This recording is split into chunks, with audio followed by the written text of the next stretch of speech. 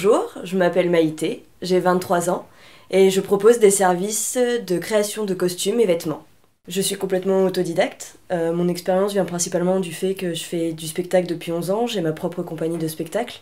Ma grand-mère en fait était couturière, donc elle m'a transmis cette passion-là. Ce que je préfère le plus dans mon métier, c'est que c'est jamais la même chose, puisque je travaille pas que avec du tissu, donc je suis tout le temps en création, en découverte. C'est vraiment la partie qui me plaît le plus. Dans ce que je fais, j'ai pas de limite. On me demande de faire quelque chose et peu importe le temps que ça va me prendre, et même si je me dis que c'est impossible, je vais chercher tous les moyens pour y arriver. J'ai appris à m'adapter à mon corps, au corps de tout le monde.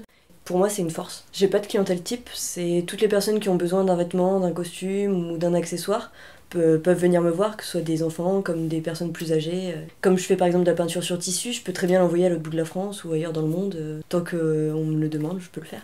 Un jour, j'ai un client qui est venu, il voulait participer à un jeu de rôle grandeur nature, pour lequel du coup il avait besoin d'un costume assez spécifique. Il m'a d'abord montré l'image de référence qui l'intéressait. J'ai fabriqué le patron du vêtement. J'avais un délai très court, j'avais qu'une semaine pour le faire, et je suis partie d'un patron de femme pour un homme assez fort, donc du coup il y avait tout un challenge de réussir à passer d'un costume de femme à un costume d'homme qui lui allait, etc. Donc voilà, ça a été un peu la difficulté de que ça tombe bien à ses mesures. Mais au final, il est reparti avec, il était très content, il est parti à son jeu de rôle.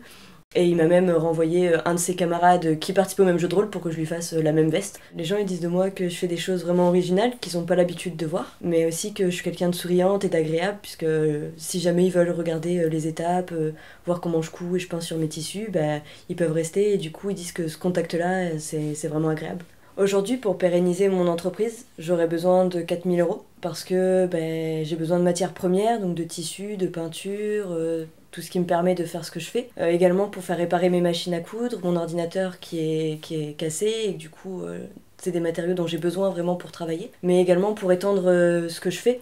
J'aimerais faire plus de salons et pour ça il faut de l'argent pour pouvoir payer la place, se déplacer, loger, faire des stocks.